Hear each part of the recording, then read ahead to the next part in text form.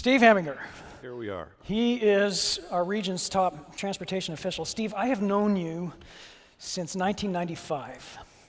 That's when I took your place at the Bay Area Council, and that's when you moved over to the Metropolitan Transportation Commission. Right. All right, so here's my first question. In all of that time that we've been working on these things together, has it made a difference? Are we the same, or are we essentially the same, or is there any difference? Well, you look the same, Russ. I look a little worse for wear, I think. Look, it's a trick question because I think both things are true. You know, when I was first starting my career in this field, Santa Clara County had just passed the first local sales tax in California for transportation improvements. And now that feat has been doubled and tripled all over the place. Something like $70 billion in our region has been raised locally. We've had 2 regional bridge toll measures. We're about to have a 3rd one in June, and that's been a revolution in transportation finance. Let me ask this question a different way. I want to know if you're satisfied with things. I want to get inside your industry, if I could, and I'm identifying your industry as the planning industry. You are transportation planners. And I want to know if there's a sense of resignation that sets in among you and your peers. Are you thinking, you know, this is really as good as it gets. There's not much we can do about this. No. I think no one is satisfied with where we are. I think it is pretty easy to get frustrated because no one is given dictatorial powers, and no one should be, in my opinion, either. But the fact is, the form of governance that we have set up with 100 cities, 9 counties, 24 transit operators, and then me, it doesn't make it easy to move the ball down the field. And that, I guess, is probably by design. Let's make sure that our audience really understands. So you are the executive director of the Metropolitan Transportation Commission. Right. Commission is presided over by a commissioners, 20 commissioners, I want to say. These are elected officials coming from throughout the region, but interestingly, they're appointed, some by the governor, some by counties, some by cities, appointed according to formula. None of your commissioners got there because they're transportation experts. None of your commissioners got there because they ran on a platform of transportation improvements. They're just there, right? So first, let me stipulate that as yeah, I'd stipulate that, but remember, they've got 300 transportation experts working for them. So sure. I don't think the commissioners necessarily have to be experts and PhDs in the subject. Mm-hmm. What they're bringing to bear is the attitudes and opinions of their constituents, yep, which matter a lot. Nevertheless, elections don't hinge on their appointment, or vice versa. No, their appointments do not hinge on elections. That's right. Yep. And look, I think that has an advantage. When you're elected to office, you're directly accountable to your constituents, and that's how that form of governance works. At the regional level, unless we were to have regional elections, what you do have are people who are indirectly accountable, and I think that does give them a little more freedom to experiment, a little more freedom to try new things, and to be a little bit more provocative than they would be if they were directly elected to that office. I'm happy to hear you say that, but I have to tell you, I have never once heard anybody use the word provocative in association with the Metropolitan Transportation Well, Commission. you haven't been to a meeting lately. Yeah, Okay, now let me stipulate yet another thing, which is we refer to you as our region's top transportation official. But the fact is, Steve, you don't really have power, authority, tools, a lot of discretion. Really, your work I want to characterize as programming. You have funds that are funneled to our region from federal, state sources, and then there are some local sources. And your job is to program those funds, mostly according to formula. Yeah, but $2 billion a year, people listen to that amount of money. And frankly, we have a lot more authority than we use, number one. And number two, we probably have more discretion about how we spend that money than maybe you think. Yep. And my job in the last several years has been to try to push the limits on that discretion so that we can not only achieve housing, excuse me, that was a Freudian slip. That's Freudian. So that we not only achieve transportation objectives, but that we also do something about the housing crisis at the same time. So here's the thing. Here's where I'm going with this.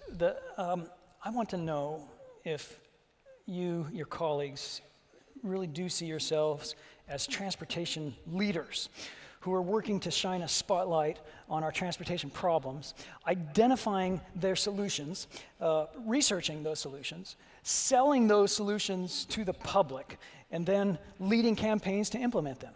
Is that happening? Or do you see that as somebody else's job? No.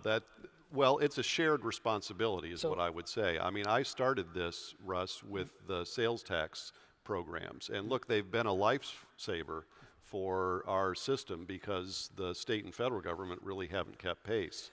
But when you raise the money at a county level, you tend to get county level solutions. Yes. You don't necessarily get regional ones. Yes, now, precisely.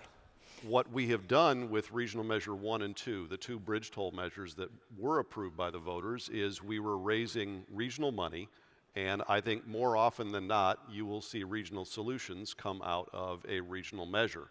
And the voters have a chance to see whether they want to triple down on that this coming June with Regional Measure 3. But I think it matters a lot, not only how much money you have, but where you raise it from. Steve, you're talking to a room of Silicon Valley types. These are thoughtful people, innovative people, impatient people. In Silicon Valley, we talk about disruptions, we talk about big fixes. And so that's also where I'm trying to go with this. What we have right now is a situation that actually hasn't appreciably improved over the 20 years that we've been doing this. And of course, we don't have unrealistic expectations. We've continued to add transportation capacity, but our demand has overwhelmed the infrastructure that we have, and so we just have stasis. We have continuing transportation problems, and will have continuing transportation problems if we keep doing this, right? So my real question is there a way for a big fix? That's my question. And so let me pose it to you in this way. Let's pretend that we actually dispensed with quaint things like democratic control and put you in charge. So, Steve, you really are now in charge. You are the czar. That's a frightening prospect. Yes. You are the czar of transportation for the Bay Area, and you can call the shots, and you now have resources at your disposal. What's the fix? I mean a game changer. What would that fix be? Well, first of all, I'm not sure you need to appoint me czar, but if you're going to do so, I'll accept the title with gratitude. I think the big fix is to, first of all, acknowledge what the problem is, right? And the fact is that traffic congestion is primarily an economic problem. It's not primarily an engineering one. And outside of North Korea, the American highway system is sort of one of the last bastions of Soviet central planning. We take a bunch of free goods and we watch people line up to use them. And our transportation system is not only underpriced, it's for the most part unpriced. And it's no surprise that people will overconsume a good that doesn't have a price on it. Now, if we were able to price the highway system like we do everything else, airfares, hotel rates, you name it, where the price would go up during the peak hours so that it would discourage demand during that period, and then go down in the off-peak hours to encourage demand toward that period, we could make a huge amount of headway. The reason I said I don't think you have to appoint me czar is that this is already happening.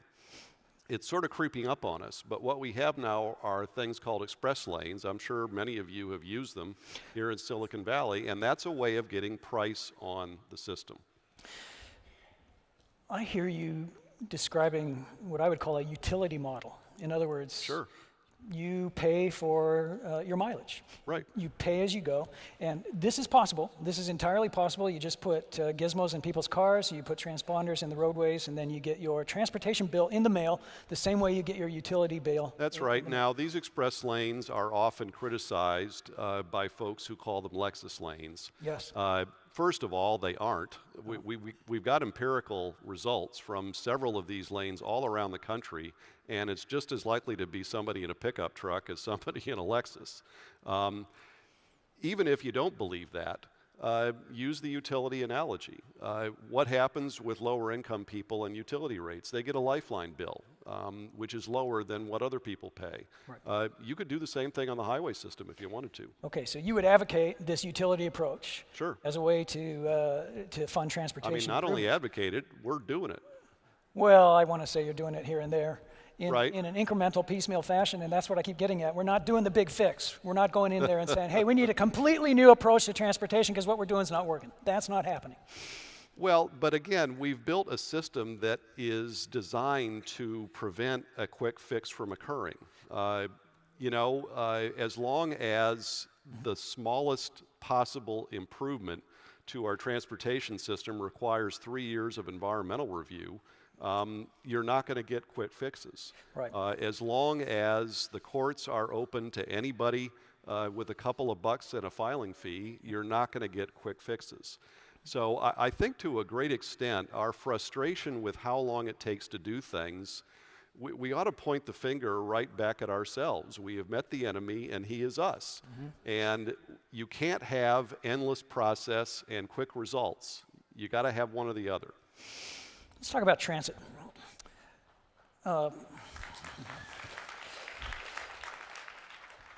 I've been to Hong Kong recently. I've been to Singapore recently. I love travel in Europe. It's amazing what they have accomplished. And I come home from those trips enormously frustrated. I think that's what we need to do in the Bay Area. The Bay Area needs to be one of the world's great city-states. We need to take our place alongside Hong Kong and Singapore. That means we need to do massive infrastructure projects. Do you see those regions as models for us?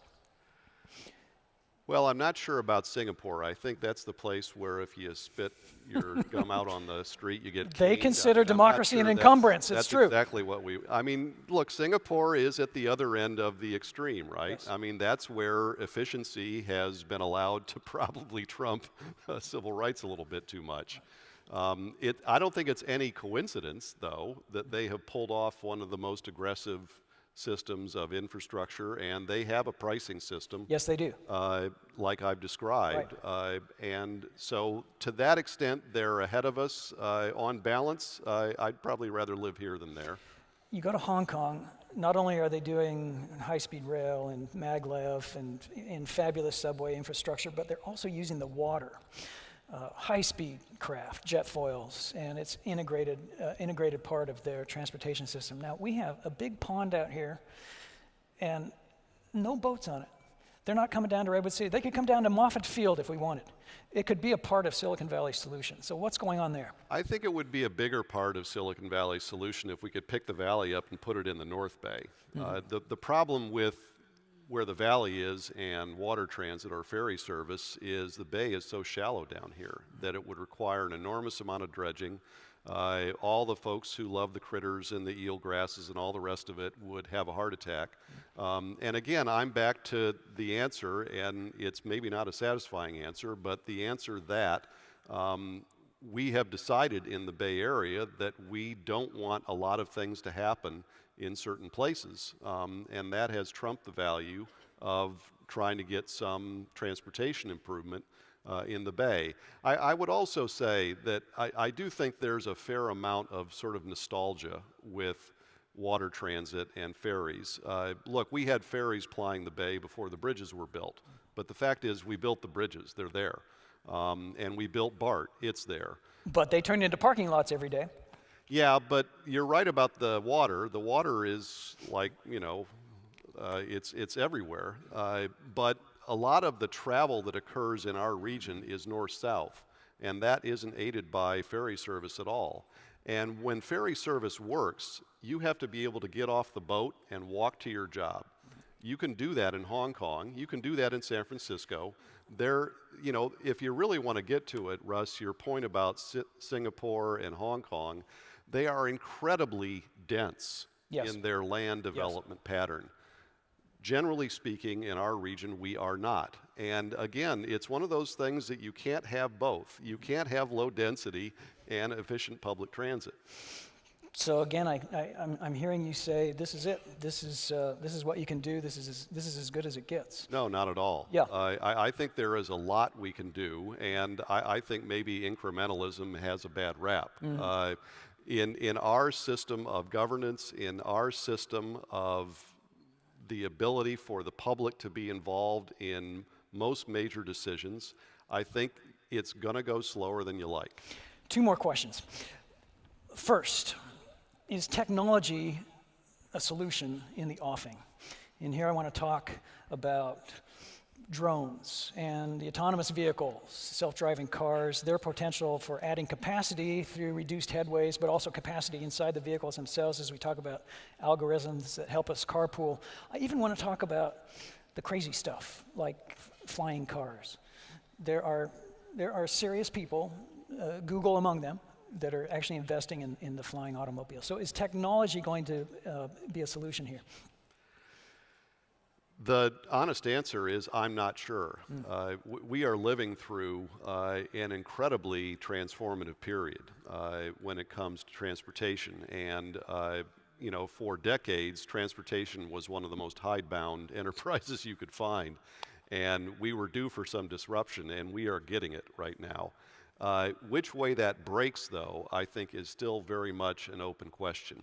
For example, if we automate our fleet without electrifying it, we haven't done a whole lot for emissions and greenhouse gas problems. And in fact, we may make them worse if all those automated vehicles are tooling around our streets all day long instead of sitting parked somewhere.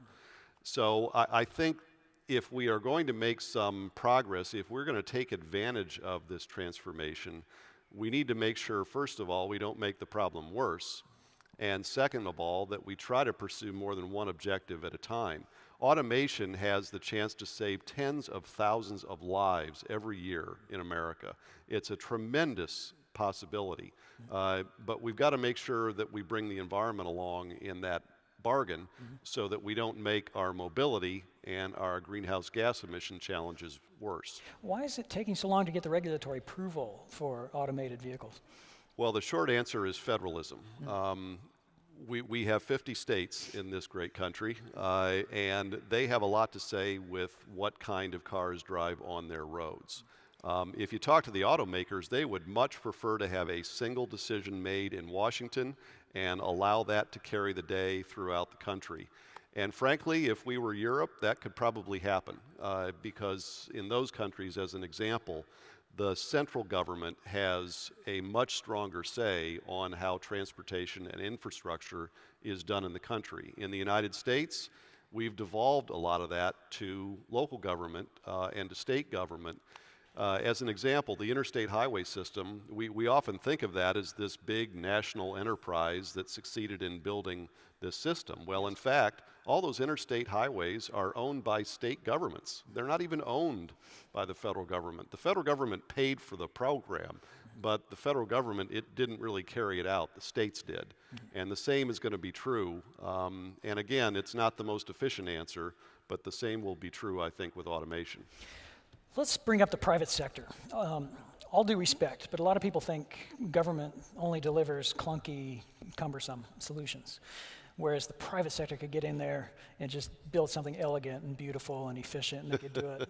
Well, the old joke is that if we gave the business of building roads to the private sector and the business of building cars to the public sector, we would solve our congestion problems in a minute. And there's some truth to that. But what about it? What about privatizing our roads? What about privatizing rail? How about private companies are running BART and Caltrain and making a buck? Why not? Well, you're channeling Donald Trump a little bit there, because our president for several months was saying that that was what he thought one of the major solutions was to our infrastructure shortfall, is that we needed to essentially allow the private sector to bring the money and bring their expertise and take care of our infrastructure deficit.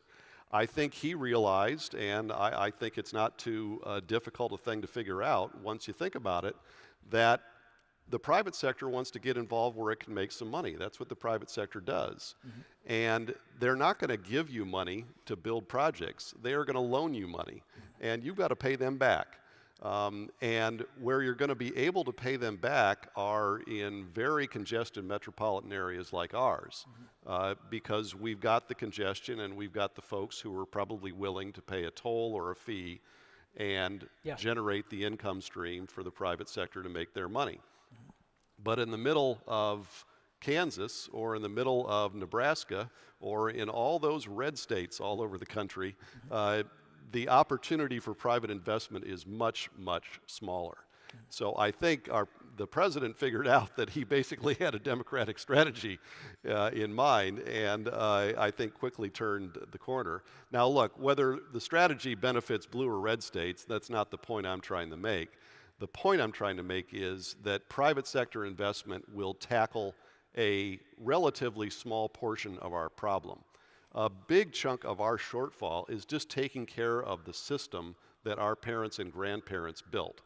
And Goldman Sachs isn't that interested in that because filling potholes doesn't generate a revenue stream. Mm-hmm. Steve, we haven't said anything yet about housing, except for your Freudian slip earlier. Is there a case here to be made that really we don't have transportation problems so much as we have housing problems, and that's what's fueling the congestion on our road? I think it's a very strong case you can make. A friend of mine used to say that transportation is a good servant and a lousy master. And I think a lot of people in my field make that mistake, that, well, gee, everyone ought to organize their lives around having the roads work better. Well, no, the roads ought to work better for people to live their lives. And where you live and how you put a roof over the head of your family is one of the most important values in any society. And the fact is, we have been doing an atrocious job of building housing in this region, while we've been doing a phenomenal job of creating jobs. And as long as that is going to be how we pursue that balance, we are going to be continually out of whack. And as long as that is how we set things up, we are going to keep chasing that housing problem with our transportation solutions. If people don't live here, they'll live out in the valley and commute in, and talk about an inefficient setup for public transit. You might not have been here earlier, but we showed charts with mega commuters doubling, and to the point that we have 84,000 mega commuters coming in from across the Altamont, Central Valley, Los Baños, and beyond. It's pretty remarkable. Well, since we're talking about housing, maybe that's our opportunity to bring Carol Galante onto the stage, and we can make this a three-way conversation about transportation and housing. All right, well, ladies and gentlemen, that's Steve Heminger, Executive Director of the Metropolitan Transportation Commission. Steve, you're going to stay with us, and we're going to have this now be a three-way conversation, but I would like to introduce to the stage now Carol Galante. We wanted to bring somebody on stage who is just an expert through on the housing conundrum. Here she is. Carol, thank you for joining us. I can't wait to get in on this. Oh, good. I'm glad of it. Listen, Carol is just a warm and wonderful human being, I can tell you, because I've had the privilege of working with her. But her career has included rising to the top post at Bridge Housing, which is one of our region's most impressive housing organizations. She went from there to Washington, where she held a very senior post in the Department of Housing and Urban Development in the previous administration. She now holds a professorship at the University of California at Berkeley. It is, in fact, the Terner Chair, named after Don Terner, who was your boss, your mentor, a towering figure in the Bay Area's housing history. Now you fill that role for the Bay Area. You teach students about it, you're doing teaching, you're doing research. We really do consider you on the cutting edge, and we're grateful that you would bring your insight here to this proceeding. Thank you. All right, well, let's talk about this. People today are using the word crisis to describe what's happening with housing. That's new. They used to talk about a housing situation, they used to moan about the prices, but now the parlance has become crisis. I think that's a development in the past year, and you've got the Mercury running stories every day, literally every day running stories about this. Do you think that's apt? Is that the way to talk about this?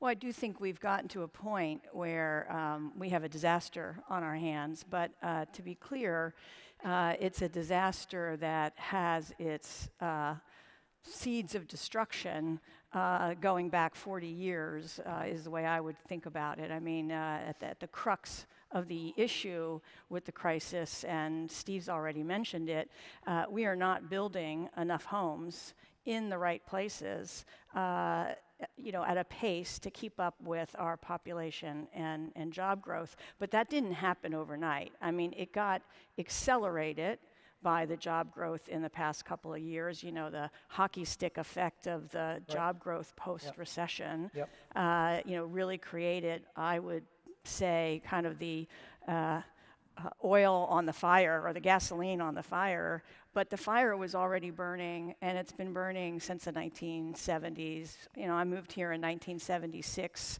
and it was just immediately past approval of the California Coastal Act, the California Environmental Quality Act, and Prop 13.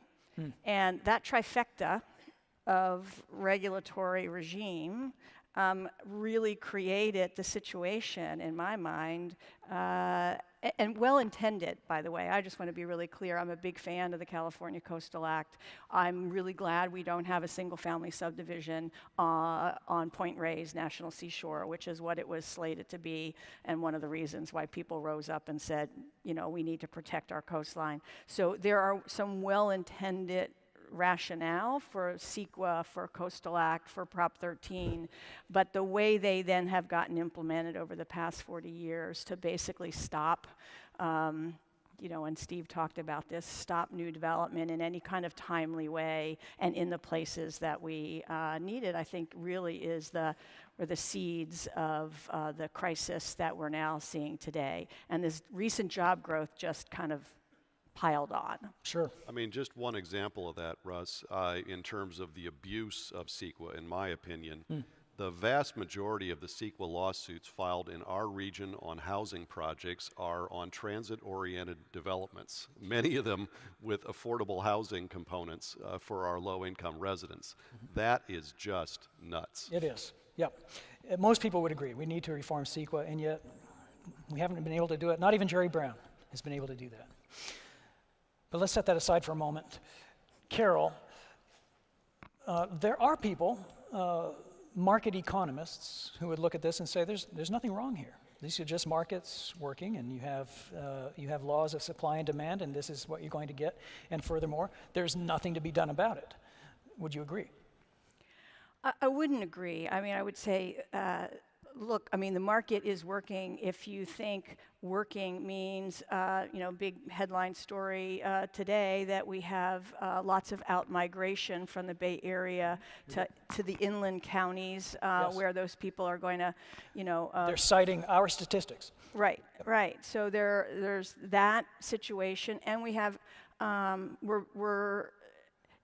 markets are working if you don't care about the future of Silicon Valley, okay? So let's just be clear that if we don't fix this housing supply imbalance with the jobs in the Silicon Valley region, I think we do that at our risk and peril to losing what we think of as Silicon Valley in its innovation, in its economic growth for the region, and you're already seeing the salary for a tech worker is, if you add in cost of living, is $50,000 more. It's more like $200,000 instead of $150 in Austin, Texas than it is in the Valley, okay? You're having this out-migration. You're having, look, Amazon isn't coming here anywhere to the Bay Area. And by the way, I don't think they're going to LA either. No, they're going to places where housing affordability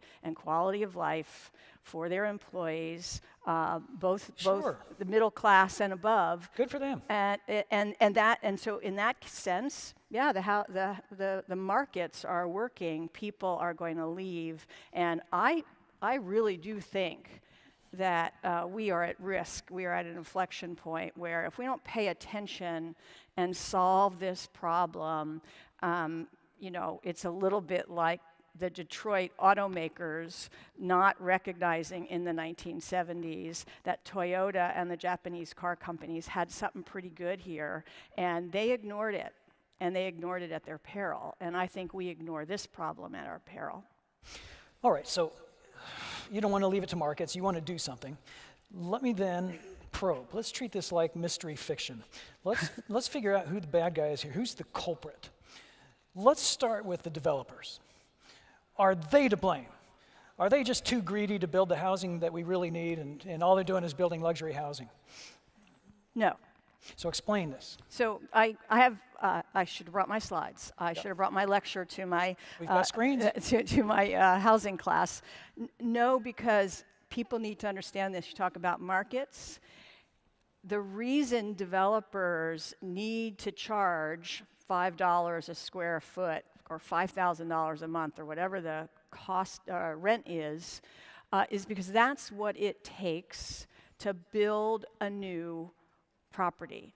Between the land, the construction costs, which are going up exponentially each year because our labor has moved out of state or out of the country, so we don't have a construction workforce. So construction costs are high, land costs are high, financing, development fees because of Prop 13. So you add up that stack. Yes. And the last thing I want to say is a developer can't build it unless they can get that high rent for it. And so they're only going to do it if they can get that rent. So it's not, yes, they want to make a profit. I mean, in that sense, they're nothing greedy. wrong with that. They have to make a profit. We live in a country where real estate is done through primarily the private sector, and so they have to make a profit, but they're not building or building really expensively because they're, quote, greedy. Okay, so it's not the developers. They're not the villain in our whodunit. Then what about the elected officials? Is it their fault?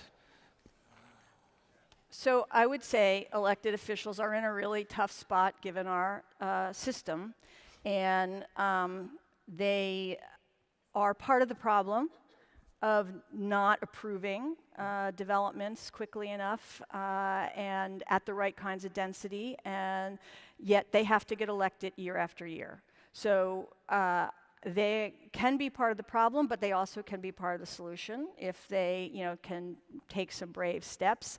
I personally believe that we need the regional entities and the state to provide better both incentives and sticks, perhaps, if necessary, to have local governments approve enough housing. And this goes back to Prop 13, and Steve may want to weigh in on the financing piece of this, but if it doesn't pay for a local community to have housing instead of a retail mall, they're not crazy to approve the retail mall and not the housing. So we need to change the platform under which these folks are making these decisions. Steve, I see you shifting in your seat. Yeah, because I want to pick up a thread that you and I started with at the beginning.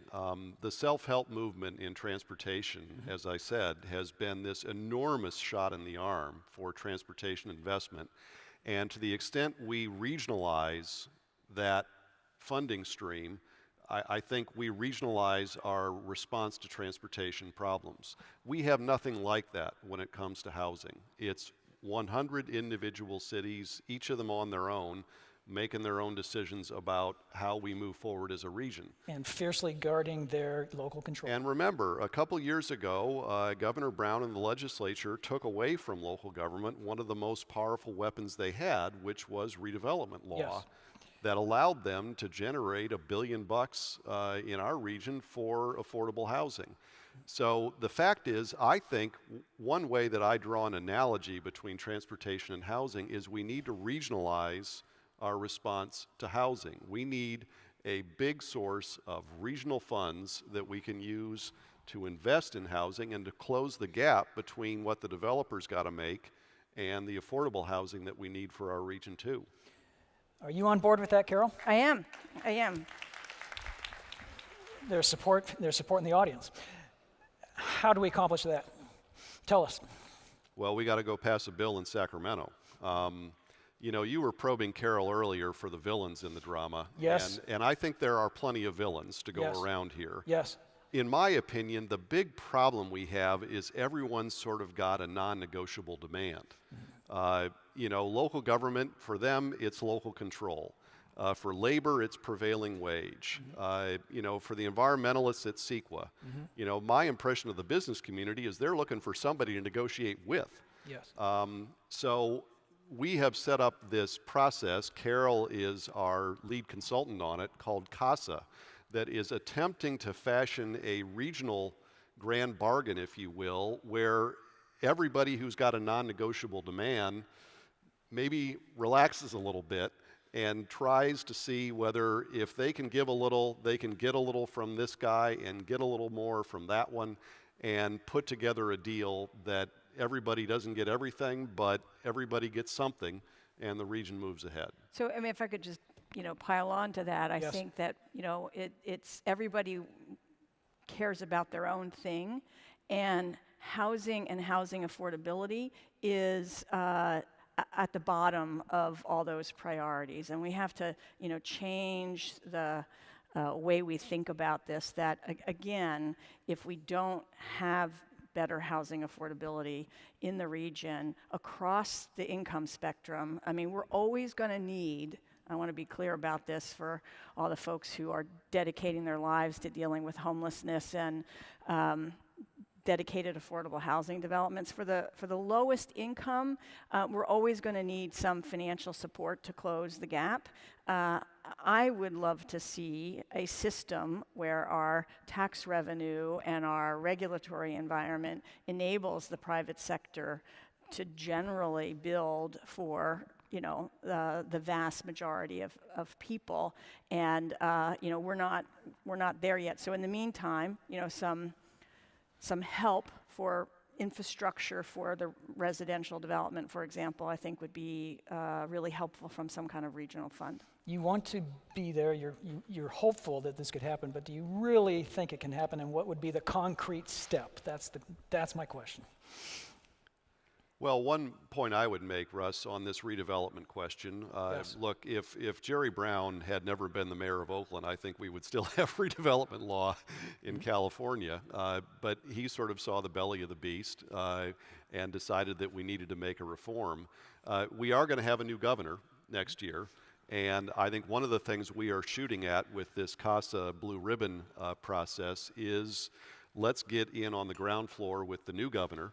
And whether it's some resurrection of redevelopment authority under new rules and with greater accountability, or whether it's just an authorization to the Bay Area to let us help ourselves.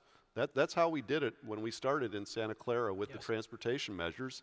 They needed to pass a bill that authorized them to do it. Mm-hmm. And once we got the authority, we ran with it. Mm-hmm. And I would just say, I mean, these are tough political issues, but I think something that, Silicon Valley, is this amazing number of people here, that Silicon Valley can do is use the political influence that the companies here have to, really embrace some change at the state level that will help the entire region. I think that's only enlightened self-interest to say, we need to think about, let's just continue to be provocative here and politically challenging, but we have a system where we support home ownership from a tax perspective with the property, with property tax and with the mortgage interest deduction and things like this. We don't do the same thing for renters. We have a renter's credit in the state of California that's like $160 a year. Why don't we increase the renter's credit as part of, a legislative move or a ballot measure? We can do things that can help people afford their homes. We can deal with CEQA. There are some very simple fixes around the abuse issues that would help a lot. We need people to get our legislative members and the governor, future governor, to embrace it. I want to go back to our mystery fiction in identifying the culprits.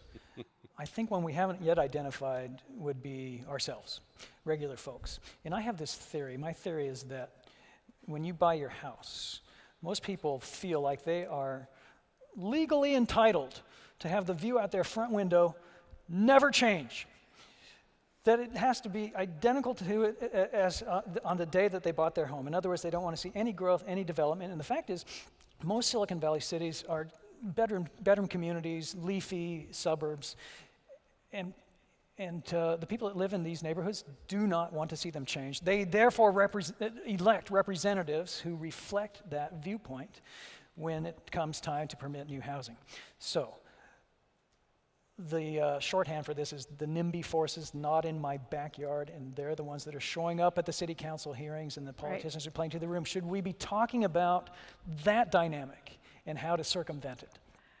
We should, and we are. And I would say this, it reminds me of a story of Sonny McPeak when she was on the Board of Supervisors of Contra Costa County, pulled out, started reading off these horrible things that people were saying about the people who were going to move in the next subdivision over, and all the people in the chambers excited about it. And then she put them down and said, "This is what people said about you who are now complaining about the next development." We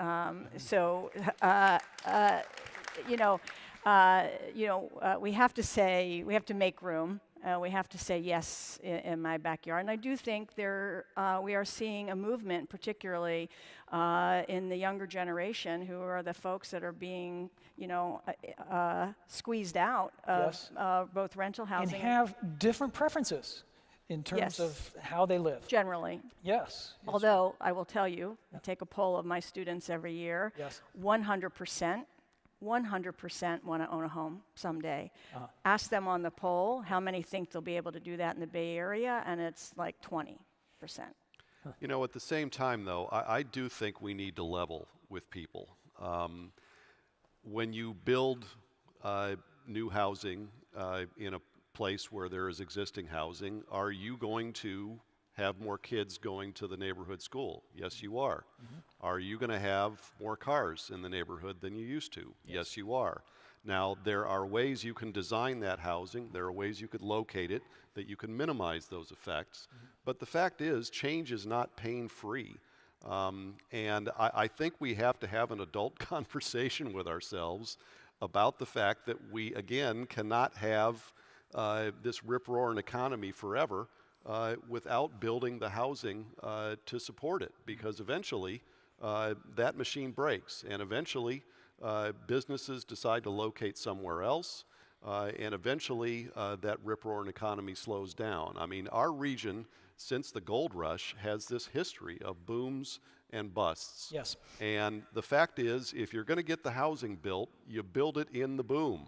You don't wait for the bust. And what I greatly fear is this moment that we have now where the crisis level focus on housing is there, that this moment will pass, we'll hit the next bust, and then we go into hibernation on the housing problem again for another 20 years.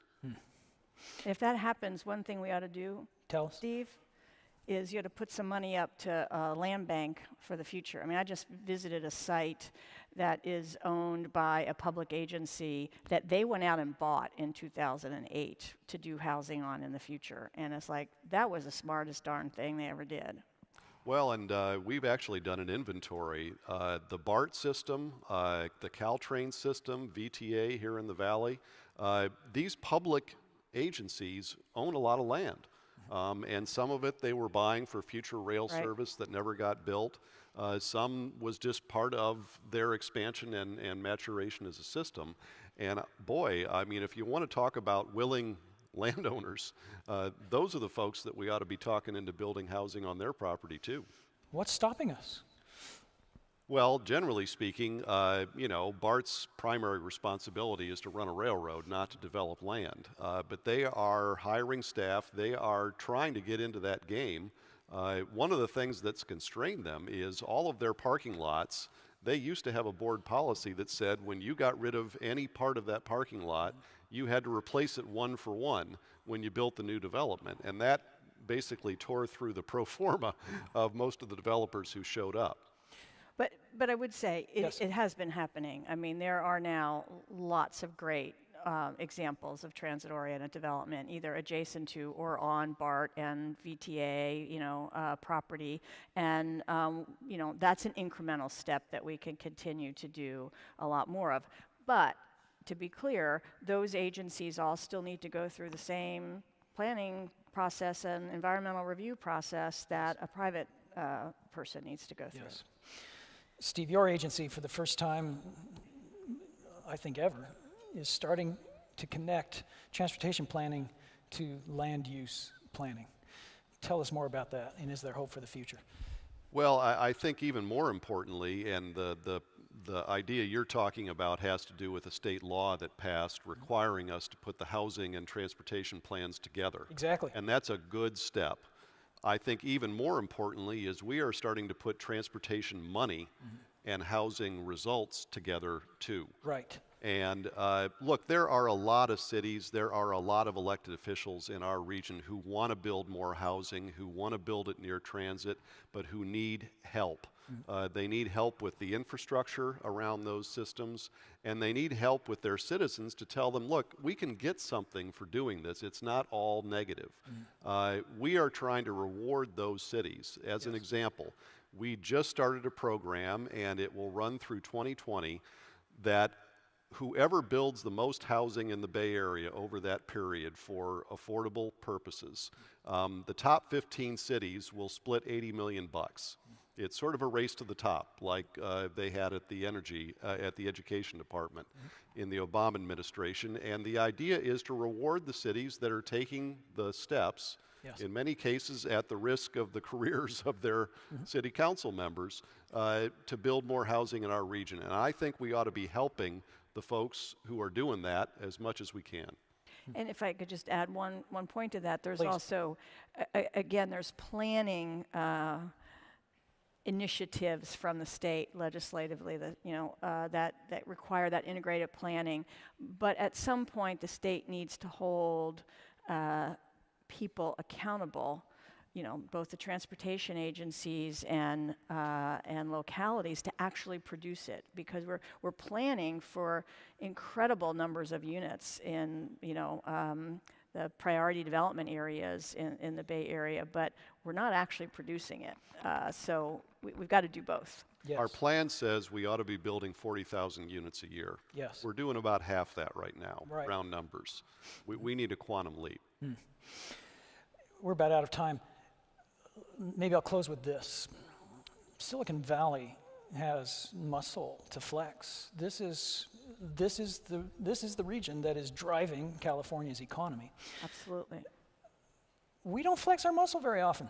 The fact is, we choose not to be outspoken and strident, let alone aggressive, on these issues. Would you agree? And then, if you were counseling us, if you were guiding us in where to weigh in and how, where do you most want to see Silicon Valley? And that's how we'll close. Start with you, Steve. Well, look, Silicon Valley needs no advice from me about how to create jobs. You're world class in that. But with jobs comes the responsibility to build the housing. And right now, that responsibility is not being taken up on the peninsula. It's being taken up more so in the East Bay, Yes, it is. and in even greater amounts now outside the East Bay, outside of our Yes. region. With some We exceptions. need to get those houses We have some where very, the jobs are we now. have some very exemplary cities, even some overperforming cities. Sure you do. But as a whole, we are way below average. Yes, we are. This is not Lake we are. Wobegon. And we need to do a lot better than we're doing today. Quickly, is it the employer's responsibility to build the housing? I don't know that it's their responsibility to build the housing, but look, they are major pillars of their communities. They certainly are not without political influence, and they ought to be trying to bring that influence to bear to get the housing permitted and built. Yeah, Google can tell you some interesting stories about Mountain View.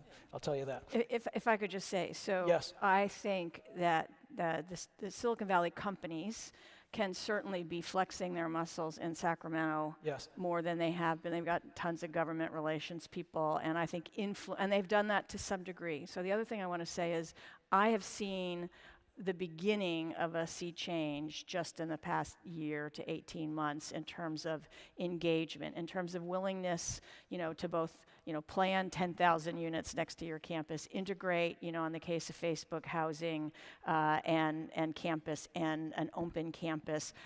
Those are radical moves that I think we certainly want to see more of. We're seeing more interest in investing in maybe a regional fund or some kind of, housing support for affordable housing.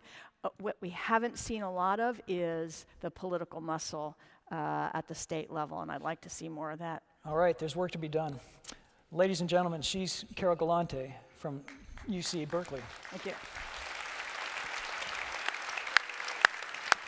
He is Steve Heminger from the Metropolitan Transportation Commission. Thank you to you both. We're so grateful.